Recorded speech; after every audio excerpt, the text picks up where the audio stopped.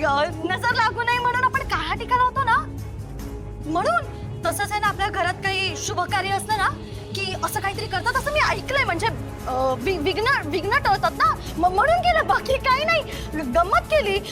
नाहीतर असं कोणी सुखासुखी करतं का आत्या, हो की नाही अक्षय? अच्छा अच्छा अच्छा असं होतं का? अगं घाबरलो ना आम्ही. तरीही अशी गंमत करणं हे चूकच आहे. तुला शिक्षा तर होणारच.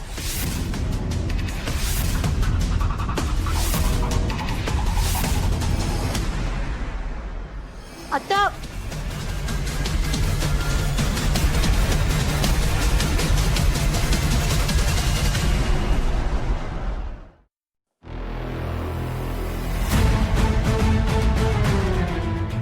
घ्या, पुढचे 24 तास श्रावणी या घरात मोलकरीण म्हणून काम करेल.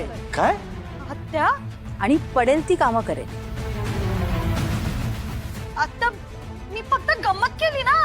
आय एम सॉरी, मी परत असं नाही करणार. प्लीज अशी शिक्षा नका देऊ ना, प्लीज आत्या, प्लीज. हो, अगं मग ही पण गंमत आहे असं समज ना.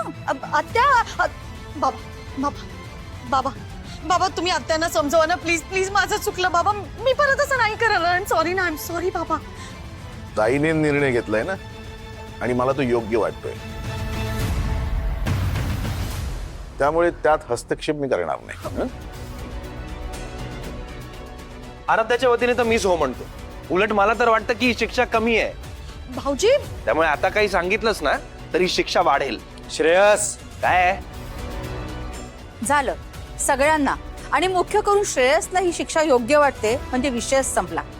तुला आता शिक्षा ही होणारच. आत्या,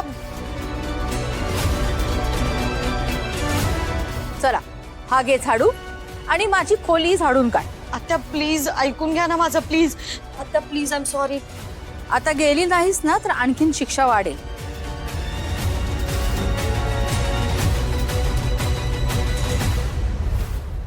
घ्या.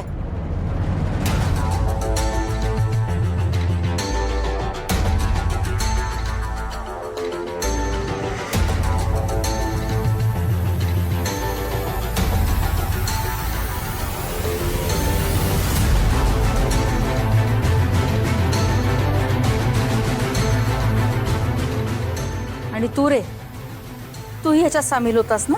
आत्या? चल, तूही लाग आता कामाला. आता आम्ही काहीच केलेलं नाहीये. जास्त बोलू नकोस हं? निघ.